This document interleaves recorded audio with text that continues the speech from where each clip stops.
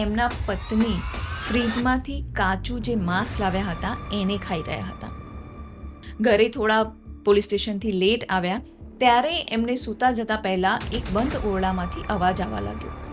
ત્યારે એમણે એમના પત્નીને કન્ફર્મ કરવા માટે પૂછ્યું કે શું તને પણ આ અવાજ સંભળાય છે? તો એમના પત્નીએ કીધું કે ના, મને કોઈ અવાજ સંભળાતો નથી, ના મને પાયલનો, ના દરવાજાનો, કોઈ એવો અવાજ મને નથી આવી રહ્યો. હવે એમને સરપ્રાઇઝિંગ એ લાગ્યું કે એમના પત્ની એક દિવસ એમના ઘરે ચિકન લઈને આવ્યા. હવે જે પત્ની કોઈ દિવસ ઈંડા પણ નહોતા ખાતા, જેમના બધાના ફેમિલી એમના વેજીટેરિયન હતા, એ માણસ જ્યારે કોઈ આવું નોનવેજ માંસ કે એવું લઈને ઘરમાં આવે ત્યારે કોઈને શક તો થાય જ કે આવું કેવી રીતે થયું. 2 વાગ્યે મારા પત્ની ક્યાં જઈ શકે? અને સંદીપ જ્યારે ઉઠી અને જોવા ગયા ઘરમાં, સંદીપને રૂમની લાઇટ ઓન કરી અને જોયું તો રૂમમાં બધી જગ્યાએ ખૂન જ ખૂન હતું.